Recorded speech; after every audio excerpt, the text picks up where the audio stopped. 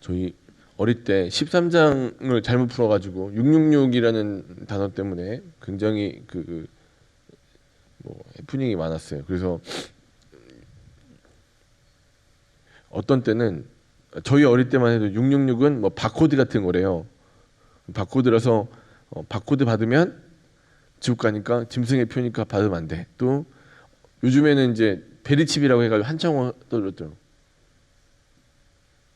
베리칩 666이다. 근데 자 여러분 어떤 게 맞을까요? 바코드 같으세요? 베리칩 같으세요? 666이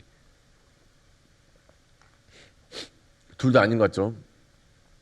제가 보기엔 그렇습니다. 베리칩도 그냥 저희 어릴 때보다 아무튼 베리칩 비판하면서 그런 말씀드렸어요. 바코드가 훨씬 더 건강하고 안전한데 베리칩은 몸에다 칩 박는 거잖아요. 잘못하면 혈관 타고 다니다가 막히면 죽는데요. 그럼 되게 위험하잖아요. 그러니까 기술이 퇴보했어요. 바코드가 훨씬 안전한 것 같은데. 아무튼 이제 저희가 이제 13장 설교를 잘 들으시면 666이 그런 거랑 전혀 상관없다는 것을 잘 알게 되실 겁니다. 자, 한번 살펴보면 저희가 그림을 갖다 항상 그리는데 하나가 이제 교회의 현재 상황이에요. 2장부터 3장에 나타난 교회는 7교회가 있는데 7교회는 항상 교회를 대표하는 것이다. 그러면 그 교회가 어떤 상황인가를 봤더니 뭘 하고 있어요? 박해를 받고 있다. 누가 박해하냐? 박해의 그 주체가 누구냐 봤더니 로마 황제. 이제 세상 권세 잡은 세상 왕. 자, 또 다른 모습으로 제국이라는 거죠. 제국. 그 거대한 나라가 지금 교회를 박해하고 있는데 그럼 교회는 왜 박해를 당하는가? 누굴 섬기기 때문에 그렇게 되는 거예요? 예수 그리스도를 어린 양을 섬기기 때문에 이런 일을 당하고 있다. 이 구도 안에서 천상을 살펴보니까 어떻습니까? 하늘 보좌가 있고 하나님이 앉아 계시고 그 보좌 우편에 어린 양께서 보좌에 앉아 계시고 그 7 금촛대로 피현되시는 성령께서 함께 하시고 그 주변을 24 장로들이 두르고 있다. 24 장로는 누구다? 성도의 대표. 성도 또는 교회를 막 상징한다. 그리고 그 보좌를 갖다가 두고 뭐 정확하지 않지만 동서남북에 보좌를 두른 상태에서 또 독수리 사람 하나 빠졌죠. 뭐죠? 사자의 모양을 한 애들이 두르고 있고 그 주변에 또 천군천사들이 에워싸고 있는데 그 밑에는 뭐가 있다고요? 유리바다가 있다.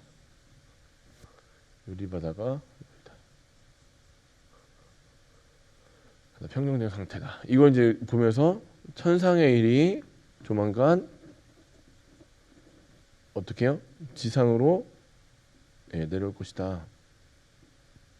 천상과 지상. 그래서 지금은 이 땅에서 파도가 쳐서 난리가 난 상태. 그래서 바다가 잠잠하지 않은 상태이지만 결국 천상에 있는 바다가 잠잠해졌던 것처럼 이 땅의 바다도 잠잠되고 누구에 의해서? 하나님에 의한 삼위일체에 의한 통치가 온 땅 가운데 퍼지게 될 것이다. 그리고 이 하늘에서 이루어진 것이 땅에서도 이루어지게 될 것이다. 근데 이 얘기를 여러분 이게 이제 전체적으로 요한계시록이 하고자 하는 이제 전체 한 장면이에요. 그러니까 이렇게 돼 있으니 너는 어떻게 해야 돼요? 그때까지 견디고 버텨서 이기는 자가 되라. 이거예요. 경주를 끝까지 완주해라. 그러니까 지금 어차피 저기는 이제 우리 목사님 그때 말씀하셨죠. 그러니까 이긴 경기예요. 경기는 이미 다 끝났어요. 위에 다 끝난 것이고 나머지 이제 패장병 소탕하는 거고 그다음에 그러면서 자꾸 이제 보여주는 그림이 뭐예요? 사탄은 졌다 이거예요. 사탄 졌어. 그러니까 지금 근데 재밌는 건 뭐냐면 사탄은 졌는데 지금 당장 눈앞에 고난은 누가 줘요? 로마 황제가 주죠. 근데 이 그러니까 로마 황제라는 그 세력의 뒤편에 누가 있어요? 사탄의 세력이죠. 사탄이 버티고 있다. 그래서 이 사탄이 누구한테 한번 까불어 봤어요? 예수님한테 까불어 봤는데 예수님이랑 싸우지도 않았어요. 예수님이 누굴 보내요? 미가엘을 보내서 어떻게 합니까? 전쟁을 대리하게 했는데 사탄이 졌어요. 박살이 나서 땅에 곤두박질 치게 된 거죠. 자, 여러분 항상 생각하실 게 그 예전에도 그 인터넷 떠도는 그림 중에 하나가 뭐 마귀 사탄 같이 생긴 뿔 말리고 막 악마 같은 애가 예수님이랑 둘이서 팔씨름 막 하고 있는 그런 뭐 그 장면도 있더라고요. 절대 그런 일이 일어나지 않습니다. 피조물이라니까요, 피조물. 여러분 그게 마치 어떤 느낌이냐면 여러분이 이렇게 그 차륵 같은 걸로 이렇게 물건 만들어 놓고는 걔랑 싸워요, 막 치열하게. 불가능하죠. 만들어 놓은 거랑. 사탄은 뭐에 불과해요? 피조물이에요. 우리랑 같은. 하나님 입장에서 그거 후 불어버리면 끝나는 거예요. 그리고 여러분이 우리가 착각하는 것 쫓잖아요. 지옥 한번 생각하면 어떻습니까? 가운데에 마귀가 불 피워놓고 이 삼지창 들고 꼬리에다 뭐 이렇게 달린 애들이 빨간 옷 입고 있는 애들이 막 돌면서 있죠. 막 잔치 벌이고 그다음에 너무 혼돈스럽고 하는 생각하는데 거기조차도 누구의 임재 가운데 있어요? 하나님의 권능의 임재 가운데 있어요. 하나님이 짓눌러 버려. 그걸 우리가 어떻게 합니까? 무적행이라는 그 하나님께서 영적으로 만들어 놓은 감옥 안에 누가 갇혀 있어요? 사탄 마귀가 갇혀 있었다가 풀려났다가 지금 뭐 그의 졸개들도 같이 풀려난 상황인데 다시 하나님께서 어떻게 해요? 그것들을 집어 넣으실 거예요. 그러니까 여러분 그 마귀 사탄 두려워할 존재가 아니라는 거예요. 예수 믿는 사람들은 적어도. 왜 그렇습니까? 더 센 하나님을 믿으니까요. 예수 그리스도 알고 있기 때문에 그러세요. 그래서 저희 어릴 때도 그런 일이 있습니다. 막 점집을 다니다 이게 무당도 용한 사람들은요 하다 안 되면 뭐라고 하냐면 너는 교회 가야겠다 하고 끝내. 아 진짜 양심 있는 무당들은 그런 얘기 해줘요. 이제 이 사람이 내 돈벌이지만 이 사람이 너무 고생하면 미안한 마음에 뭐라고 하냐면 너는 교회 가야겠다 해가지고 교회 보내. 왜 그래요? 하나님이 제일 세다는 건 본인도 알아요. 이 전쟁은 이미 누구의 손에 의해서 끝났어요? 하나님의 손에 의해서, 예수님의 손에 의해서 이미 끝났어요. 인지학, 나팔지학, 대전지학도 지금 이미 벌어지고 있어요. 시행되고 있는데 7번째 나팔이 아직 불지 않았을 뿐이다. 이미 다 일어났어요. 이미 일어나고 있고 이 상태에서 있고 그다음에 그러니까 이걸 그래서 여러분 자꾸 앞으로 될 일이니까 무서워 그러면 잘못 보는 거예요. 이 일은 지금 일어나고 있다는 거예요. 그러니까 교회에게 여러분 앞으로 이런 일이 일어날 거니까 준비해라 정도로 요한계시록 있다면 별로 위로가 안 돼요. 어떻습니까? 지금 일어나고 있으니 너 걱정하지 말고 끝까지 어떻게 이 경주를 완주해 내라. 하늘에서 이미 이루어졌으니 땅에서도 그것이 조만간 성취될 거니까 그때까지 너는 어떻게 네 믿음을 지키라는 거예요. 그 가운데는 뭐가 있어요? 박해도 있고 고난도 있고 문제도 있고 환난도 있을 수 있습니다. 그런데 그것들을 다 견디고 버티고 하는 게 성도들의 인내와 믿음이라는 거예요. 자, 여러분 오늘 이제 13장도 대놓고 만약에 여러분 뭐 제가 북한 사람인데 북한에 있어요. 지금 북한에 속돼 있는데 뭐 김정은이 나쁜 놈, 뭐 저 위에 누구였어요? 김일성, 또 아들님 있잖아요. 김정일 나쁜 놈 그랬다가는 죽죠. 김정일이 싫어요 했다가 총 맞아 죽죠. 그러니까 당장 대놓고 얘기는 못하고 두루뭉술하게 뭐라고요? 자, 지금 민주주의가 뭐 전 세계에 덮고 있고 조만간 그 민주주의가 우리 이 북한 땅에 들어올 거니까 너 너무 걱정하지 말고 그때까지 어떻게 좀 잘 견디고 버티고 있다가 저 돼지 새끼들 뭐 있어도 네가 아무리 뭐라고 해도 결국엔 저 다 뭐 처단될 거야. 저 돼지들 무서워하지 마. 돼지 무서워하지 마. 이렇게 그랬어요. 그럼 여러분 제가 북한에서 돼지 무서워하지 말라고 하는 거랑 남한에서 돼지 무서워하지 말라고 하는 거랑 되게 다르죠 느낌이. 이 땅에서는 여기서는 돼지 무서워하지 마. 뭐 콜레라 걸리면 돼지 콜레라도 걱정하지 말아라. 좋은 돼지고기니까 잘 먹고 잘 살아라 이게 하는 거고 북한에서 돼지 무서워하지 말라고 하는 건 다른 의미가 있는 거죠. 마찬가지로 지금 13장에서 뭘 얘기하는지에 대해서 알면 그러니까 이거의 의미가 좀 달라집니다. 자, 짐승 2마리가 나오는데 첫 번째 그러니까 뭐부터 시작하냐면 12장 17절부터 시작하는 거예요. 이 얘기 스토리 전체는요. 일단 용이 자기 땅에서 쫓겨나가지고 갈 곳을 잃었어요. 그 상태에서 용이 화가 났어요. 그래서 누구를 괴롭히려고 해요?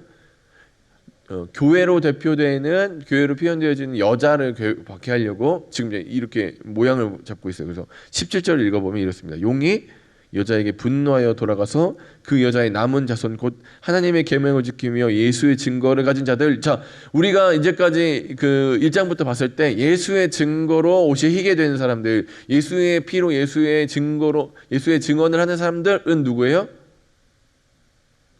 우리, 다른 말로 또 교회. 그 교회와 뭐가 싸워요? 이 용이랑 지금 전쟁을 하게 생겼어요. 자, 이 대리전이에요. 자, 항상 예수님 이미 이겼어요. 예수님 끝판왕이 나오면 다 끝나는 건데 그 전까지는 누구랑 싸운 거예요? 교회랑 용이랑 싸워요. 용이랑 싸워요. 사탄의 세력이 사탄과 교회가 이제 전쟁을 하죠. 그래서 그 가진 자들과 더불어 싸우려고 바다 모래 위에 서 있다 이렇게 있어요. 자, 계시록에서 또 중요한 거, 교회는 어디에 속해 있는가? 교회의 소속이 어디예요? 교회는 하늘에 속해 있습니다. 자, 이 세상 세력은 어디에 속해 있어요? 당연히 땅에 속해 있겠죠. 자, 하늘의 세력과 땅의 세력의 부딪힘이죠. 이렇게 전쟁이 일어나죠 또. 근데 이 땅은 자, 이 땅에서도 땅으로 표현되는 또 하나의 더 공간이 있는데 그게 뭐예요? 짐승이 기어 나오는 바다.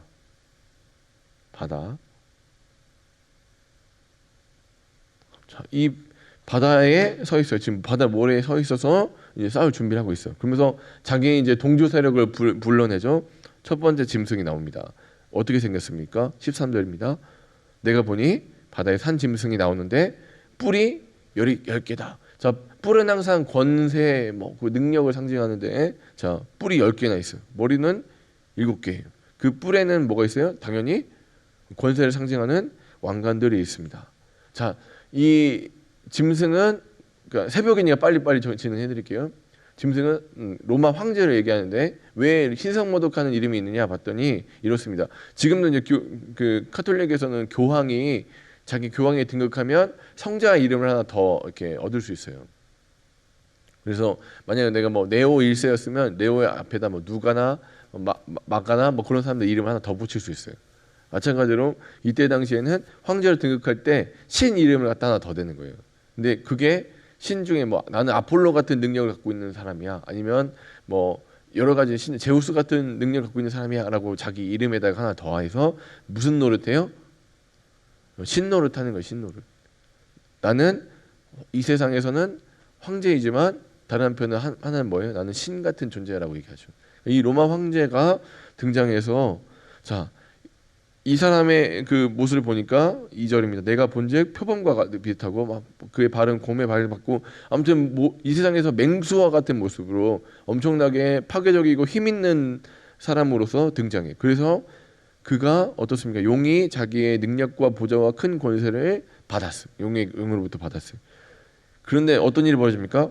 하나님께서 이제 하나님의 섭리 가운데서 그를 그 머리 중에 하나를 7머리 중에 하나를 칼로 치셨는데 그가 어떻게 됐어요? 죽게 되었다가 상처가 나았어요. 그러니까 어떤 일이 벌어집니까? 온 땅이 놀라게 되었다는 거예요. 자, 여러분 우리가 이제 여기서 기억해야 될 게 뭐가 있냐면, 자, 환상 보고 예수님 믿으면 안 되는 거예요. 환상 보고 뭔가 따라가면 안 돼. 뭔가 기적을 베풀어요. 그죠? 근데 말세 보면은 뭐냐면 적그리스도들이 어떤 행동을 하면 마치 심지어 어디까지 엘리야가 하늘에서 불을 내리는 것처럼 뭔가 하나님의 권세와 권위를 이용해서 어떻게 합니까? 예수 믿지 않는 자들을 꼬셔갖고 그들을 따르게 만들어 버린단 말이에요. 자, 근데 그것도 조차도 누구의 통제 안에 있다? 하나님의 통제 안에 있다. 왜 그러면은 그 사탄에게 그런 권세와 능력을 주셨을까? 그러니까 이 사탄의 세력에게 그런 것들을 왜 주셨을까 생각해 보면 왜 그렇습니까? 왜 그냥 힘 없게 만들 수도 있는 건데 왜 힘과 권세를 주시고 마치 그 여기서부터 적그리스도가 나오는데 안티그리스도, 그러니까 예수님과 같은데 예수님이 아닌 존재들. 자, 죽었다가 살아났다는 것은 누구랑 비슷한 거예요? 예수님 어린 양이랑 비슷하죠. 그 어린 양과 비슷한 모습으로 해서 사람들의 마음을 다 뺏어가고 또 하늘에서부터 불이 내리게 하고 뭔가 이렇게 권세와 권위를 사용하는 이유가 뭘까? 왜 그럴까요? 그렇죠, 미혹하려고.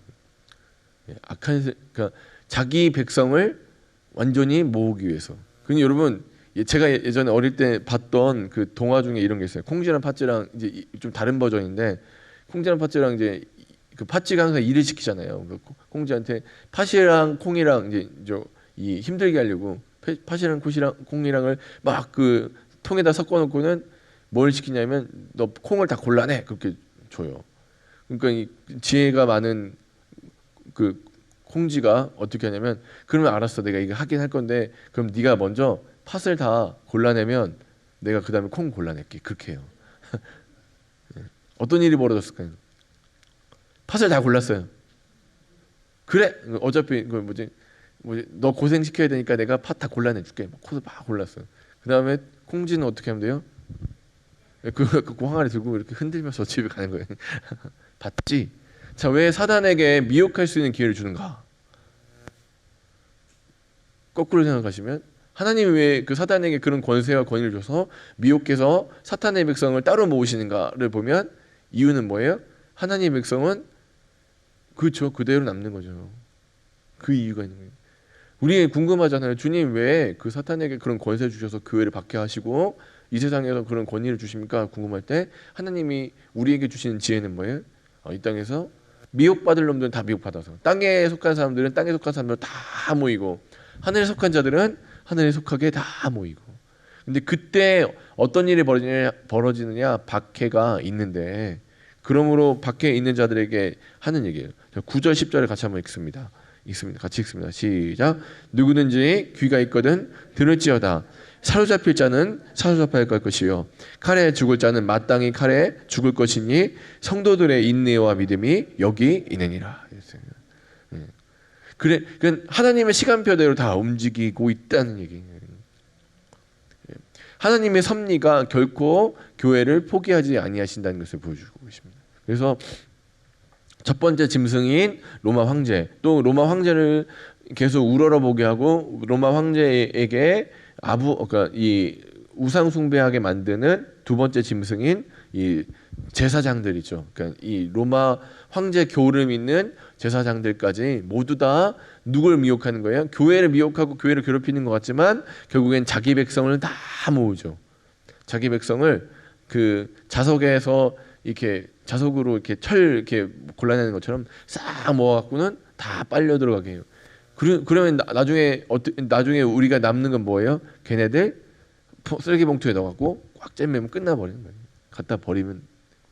그러면 자 그때까지 그 일이 벌어질 때까지 교회까지도 영향력 아니 하나님의 섭리. 근데 하나님의 섭리가 결코 하나님의 임재가 하나님의 권능이 하나님 주권이 결코 교회를 놓치지 아니하신다. 심지어 어떻게 해요? 죽을 자가 죽기도 하고 사람들이 다치기도 하지만 어떻게 끝까지 어떻게 참고 견디면서 하나님의 시간표를 견디는 자들에게 하나님께서 상을 주실 건데 그러면 이때까지 버티고 인내하는 게 뭐냐 봤더니 이게 성도의 인내와 성도의 뭐라요? 믿음이다. 믿음이. 그러니까 그 믿음을 끝까지 볼 수 있겠냐라는 질문이 요한계시록에서 우리에게 던진 질문입니다. 사랑하는 여러분, 이 종말은 시작됐고 반드시 끝이 납니다. 그때까지 고난 받으실 수 있어요. 근데 그것조차도 하나님의 섭리 가운데 있습니다. 하나님이 우리를 놓지 아니하시고 포기하지 않으십니다. 우리에게 자꾸 이 천상의 그림, 전체 그림을 다 보여주신 이유는 볼 때마다 뭐예요? 믿음을 잃어버리지 말라는 거예요. 지금 고난 받을 수 있고 박해받을 수 있고 문제 가운데 살아가지만 그것은 하나님이 무능하고 우리의 무관심한 게 아니라 어떻게 해요? 하나님의 섭리 가운데서 하나님께서 하실 이유가 있다는 거예요. 콩을 골라내는 팥을 골라내는 그 작업이 반드시 필요하다는 겁니다. 사랑하는 여러분, 이 땅에서 하나님께서 지금도 여러분을 계수하고 계시고 우리를 계수하고 계십니다. 그때 주님 앞에 온전한 믿음을 보여드릴 수 있는 여러분 되시길 주님 간절히 축원합니다. 때로는 박해 가운데 계실지라도 때로는 예수 믿는 것 때문에 절망 가운데 계실지라도 기억하십시오. 이 전쟁은 반드시 승리로 끝나게 될 것이고 우리는 마침내 저 하늘 보좌에 앉아서 하나님과 함께 다스리는 영광을 얻게 될 것입니다. 세상 나라는 조만간 곧 바로 지금 그리스도의 나라가 될 것입니다. 그때까지 인내로 믿음을 표현하시는 사랑하는 저와 여러분들께 주의 이름을 간절히 축원합니다.